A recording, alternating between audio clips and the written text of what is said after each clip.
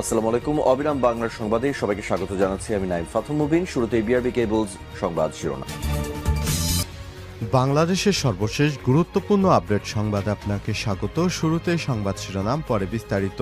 শুরুতেই জানাবো, যে কোনো মূল্যে ফিরে আনা হবে শেখ হাসিনার পাচার হওয়া অর্থ, চ্যানেল 24কে অর্থ উপদেষ্টা। এরপর জানাবো, নির্বাচনের দাবিতে বিভাগীয় সমাবেশ করবে বিএনপি। এদিকে শেখদের ছবি সরানোর আক্ষেপ গণ অভ্যুত্থানের চেতনা বিরোধী বললেন মাহফুজ আলম।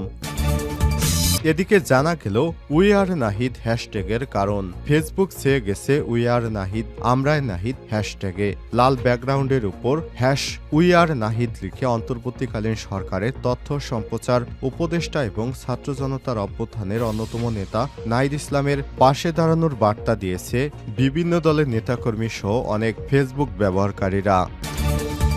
এদিকে বিদ্যুৎ নিয়ে আদানির সঙ্গে সব চুক্তি বাতিল চেয়ে হাইকোর্টে রিট। বিদ্যুৎ নিয়ে আদানির সঙ্গে সব ধরনের চুক্তি স্বার্থ বিরোধী উল্লেখ করে এই অসম চুক্তি বাতিল চেয়ে হাইকোর্টে রিট দায়ের করা হয়েছে। এবং সর্বশেষ জানাবো, শ্রীলঙ্কার পার্লামেন্ট নির্বাচন বৃহস্পতিবার। শ্রীলঙ্কার নতুন বামপন্থী প্রেসিডেন্ট অনুরা কুমার দিশানায়েকের ডাকে চলতি সপ্তাহে দেশটিতে আগাম পার্লামেন্ট নির্বাচন অনুষ্ঠিত হচ্ছে। প্রিয় দর্শক, এতক্ষণ শুনছিলেন সংবাদ শিরোনাম, এবারে বিস্তারিত। তবে তার আগে বন্ধুরা, অনুরোধ থাকবে এই সংবাদটিতে একটি লাইক দিন। এই চ্যানেলে আপনি নতুন হয়ে থাকলে সংবাদটি দেখতে দেখতে চ্যানেলটি সাবস্ক্রাইব করে রাখুন, বেল বাটনে প্রেস করে দিন, কমেন্ট করে আপনার মূল্যবান মতামত জানিয়ে দিন। এবারে বিস্তারিত। যে কোনো মূল্যে ফিরে আনা হবে পাচার হওয়া অর্থ, চ্যানেল 24কে অর্থ উপদেষ্টা। দুর্বল ব্যাংকে টাকা দিয়ে বাঁচিয়ে রাখা কোনো টেকসই সমাধান নয়, বরং এতে ক্ষতিতে পড়তে পারে সবল প্রতিষ্ঠান। ও চ্যানেল 24কে দেয়া এক বিশেষ সাক্ষাৎকারে অর্থ উপদেষ্টা সালেউদ্দিন আহমেদ বলেন, যে কোনো মূল্যে ফিরে আনা হবে লুটের অর্থ, যাতে সহায়তা দেবে আন্তর্জাতিক সংস্থাগুলো। আদানির সাথে বকেয়ার সংকট কেটে গেছে বলেও জানান তিনি।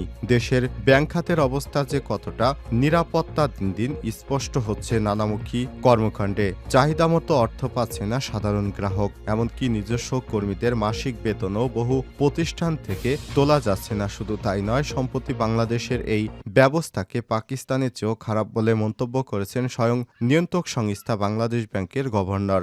দায়িত্বের 3 মাসে এই খাতের উন্নয়নে বেশ কিছুটা উদ্যোগ নিয়েছে অন্তর্বর্তীকালীন সরকার। বিশেষ করে দুর্বল ব্যাংকগুলোকে অর্থ প্রতিষ্ঠান দিয়ে অর্থ সহায়তা ও পরিচালনা বোর্ডে পরিবর্তন উল্লেখযোগ্য। অর্থ উপদেষ্টা সালেউদ্দিন আহমেদ আরও বলেন, এসব করে আস্থা ফেরানো যায়নি গ্রাহকদের মাঝে, কেননা আস্থা এতটাই খারাপ করে রেখে হয়েছিল যে শীঘ্রই উত্তরণ ঘটানো সম্ভব নয়। চ্যানেল 24কে দেখ বিশেষ সাক্ষাৎকারে দুর্বল ব্যাংকগুলোর ভবিষ্যৎ নিয়ে স্বস্তির কোনো আভাস দিতে পারেননি অর্থ উপদেষ্টা। এ সময় তিনি বলেন, একীভূত কিংবা বিলুপ্ত এসব নিয়ে তাড়াহুড়া করতে চায় না সরকার। এ সময় পাচারের অর্থ দেশে ফেরাতে বিশ্ব ব্যাংক ও IMF সহ আন্তর্জাতিক সংস্থাগুলোর কাছ থেকে ইতিবাচক সাড়া পাওয়ার কথা জানান সালেউদ্দিন আহমেদ। নির্বাচন দাবিতে বিভাগীয় সমাবেশ করবে বিএনপি। ঢাকায় বৃহৎ পরিসরে শোভাযাত্রার পর নির্বাচনী রোডম্যাপের দাবি আরও জোরালো করা এবং ক্ষমতাচ্যুত আওয়ামী ফ্যাসিবাদী সরকারের ষড়যন্ত্র প্রতিহত করতে এবার 10 সাংগঠনিক বিভাগে বড় সমাবেশ করার চিন্তা করছে বিএনপি। আগামী মাস থেকে সব সমাবেশ শুরু করতে পারে তারা শীঘ্রই বিভাগীয় সাংগঠনিক ও সহসাংগঠনিক সম্পাদকদের সঙ্গে আলোচনা করে সমাবেশের দিনক্ষণ চূড়ান্ত করবে দলটি। গত সোমবার রাতে অনুষ্ঠিত বিএনপির স্থায়ী কমিটির বৈঠকে এবং আলোচনা সভায় এ বিষয়ে সিদ্ধান্ত গৃহীত হয়েছে। রাজধানীর গুলশানে বিএনপির চেয়ারপারসনের রাজনৈতিক কার্যালয়ে অনুষ্ঠিত এই বৈঠকে দলের ভারপ্রাপ্ত চেয়ারম্যান তারেক রহমান ভার্চুয়ালি সভাপতিত্ব করেন। অন্তর্বর্তীকালীন সরকারের মেয়াদে 3 মাসও নির্বাচনী রোডম্যাপের বিষয়টি স্পষ্ট না করায় আগামী ডিসেম্বরের মধ্যে রোডম্যাপ ঘোষণার আহ্বান জানিয়েছে বিএনপি। না হলে আগামী মার্চ-এপ্রিলের মধ্যে এ10 জাতীয় সংসদ নির্বাচনের দাবিতে রাজপথে সোচ্চার হবে দলটি। গত 4 নভেম্বর অনুষ্ঠিত বিএনপির স্থায়ী কমিটির বৈঠকে এমন সিদ্ধান্ত গ্রহণ করা হয়েছে। বিএনপির নেতারা মনে করছেন, রাষ্ট্রকাঠামোর সংস্কার এবং নির্বাচনী প্রক্রিয়া দুইটি সমান্তরালভাবে চলা উচিত। এজন্য সরকারকে অবিলম্বে একটি রোডম্যাপ দিয়ে সামনে এগোনো দরকার। এতদিন পর্যন্ত রোডম্যাপ দেয়া না হবে ততদিন পর্যন্ত রাজনৈতিক দলগুলোর মধ্যে নির্বাচন বিলম্বিত হওয়ার যে আশঙ্কা রয়েছে রয়েছে সেটি কাটবে না। তারা বলছেন, একটি অবাধ সুষ্ঠু নির্বাচন অনুষ্ঠানে বিএনপি সহ রাজনৈতিক দলগুলো অন্তর্বর্তীকালীন সরকারকে সহযোগিতা করে যাচ্ছে। এই সহযোগিতা অব্যাহত থাকবে। তবে এখন সরকারের সব কার্যক্রমের ফোকাস হওয়া উচিত নির্বাচন। ক্ষমতাচ্যুত আওয়ামী ফ্যাসিবাদী সরকারের নানা ষড়যন্ত্র মোকাবেলায় নির্বাচনের কোনো বিকল্প নেই। তাই নির্বাচন নিয়ে জনমনে বিভিন্ন সময় যে শঙ্কা তৈরি হচ্ছে সেটা কাটাতে এই সরকারকে দ্রুত রোডম্যাপ দিয়ে নির্বাচনী প্রক্রিয়ার মধ্যে ঢোকা দরকার। শেখদের ছবি সরানোয় আক্ষেপ, গণঅভ্যুত্থানের চেতনা বিরোধী বললেন মাহফুজ আলম। কেউ যদি সরকারি অফিস থেকে শেখদের অর্থাৎ শেখ মুজিবুর রহমান ও শেখ হাসিনার ছবি সরানোর কারণে আক্ষেপ প্রকাশ করেন তবে তিনি এ গণঅভ্যুত্থান ও গণমানুষের চেতনারই নিন্দা জানিয়েছেন বলে মন্তব্য করেছেন অন্তর্বর্তীকালীন সরকারের উপদেষ্টা মাহফুজ আলম। বুধবার 13 নভেম্বর সামাজিক যোগাযোগ মাধ্যমে ফেসবুকে দেয়া এক পোস্টে তিনি সব কথা লিখেছেন। তার স্ট্যাটাসটি পাঠকদের জন্য হুবহু তুলে ধরা হলো। পতিত শেখরা, শেখ মুজিবুর এবং তার কন্যা আরেক শেখ তাদের ফ্যাসিবাদী শাসনের জন্য জনগণের তীব্র রাগ ক্ষোভের মুখে পড়েছেন। তাদের মধ্যে একমাত্র পার্থক্য, শেখ মুজিব একসময় পূর্ব বাংলার গণমানুষের জনপ্রিয় নেতা ছিলেন, যে জনপ্রিয়তা হাসিনারও ছিল না। জনগণ পাকিস্তানি নির্বাচন নিপীড়কদের বিরুদ্ধে তার অর্থাৎ শেখ মুজিবের নেতৃত্বে অনুসরণ করেছিল, কিন্তু ৭১-এর পর তিনি তার নিজেই একজন জালিম হয়ে ওঠেন। মুজিববাদের প্রতি তার সমর্থন ও পৃষ্ঠপোষকতায় ৭১-এর পর পঙ্গু বিভক্ত হয়ে পড়েছিল বাংলাদেশ।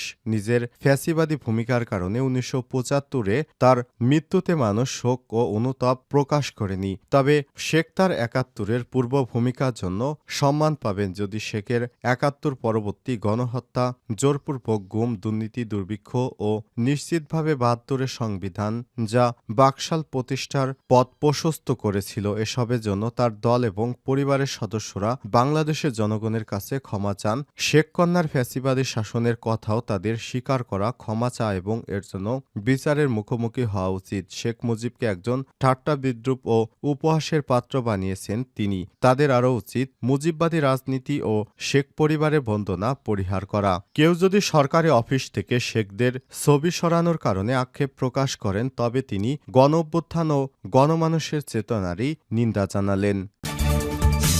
জানা গেল উই আর নাহিদ হ্যাশট্যাগের কারণ। ফেসবুক ছেয়ে গেছে উই আর নাহিদ, আমরাই নাহিদ হ্যাশট্যাগে। লাল ব্যাকগ্রাউন্ডের উপর উই আর নাহিদ লিখে অন্তর্বর্তীকালীন সরকারের তথ্য সম্প্রচার উপদেষ্টা এবং ছাত্র জনতার অভ্যুত্থানের অন্যতম নেতা নাহিদ ইসলামের পাশে দাঁড়ানোর বার্তা দিচ্ছে বৈষম্যবিরোধী ছাত্র আন্দোলনের সমন্বয়ক, বিভিন্ন দলের নেতাকর্মী সহ অনেক ফেসবুক ব্যবহারকারীরা। জানা গেছে নাহিদ ইসলামের ব্যাপারে কয়েকটি অপপ্রচার চালানো হচ্ছে। কে বা কারা এই অপপ্রচার চালাচ্ছেন তা অজানা। মূলত এই কারণেই ফেসবুক সহ কয়েকটি সামাজিক যোগাযোগ মাধ্যমে এই হ্যাশট্যাগ ব্যবহার করেছে তার অনুসারী ভক্ত ও শুভানুধ্যায়ীরা। সম্প্রতি ন্যাশনাল ইনস্টিটিউট অব বায়োটেকনোলজি NIEBর মহাপরিচালক পদের নিয়োগপত্রে উপদেষ্টা নাহিদ ইসলামের সুপারিশ সহ সই করা সামাজিক যোগাযোগ মাধ্যমে ছড়িয়ে পড়ে। এ বিষয়ে উপদেষ্টা নাহিদ ইসলাম আরও বলেছেন, কয়েকটি অসভ্য এবং আমাকে বিতর্কিত করার চেষ্টা করা হচ্ছে।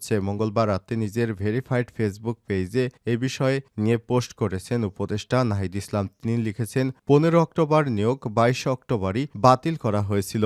সুপারিশকৃত গোপন নথির ছবি যারা পেয়ে যায় তাদের কাছে বাতিলকৃত প্রকাশ্য নোটিশটি অজানা থাকার কথা না। তারপরও যে কোনো মূল্যে অসত্য প্রচার করে বিতর্কিত করাটা এই সময়ের রাজনীতি। তিনি বলেন, মূলত আওয়ামী বিরোধী ও আন্দোলনের পক্ষের একটি গ্রুপ এই ব্যক্তির সুপারিশ করেছিলেন। পরবর্তী বিজ্ঞান ও প্রযুক্তি উপদেষ্টা ওনার একাডেমিক এক্সেলেন্সি দেখে NIEB পদে নিয়োগ দেন, কিন্তু ওই ব্যক্তির রাজনৈতিক ব্যাকগ্রাউন্ড জানার পর সঙ্গে সঙ্গে ওনার নিয়োগ বাতিল করা হয়। গত মাসের ঘটনা। বাতিল করা ঘোষণাটিও সকলে অবগত আছেন।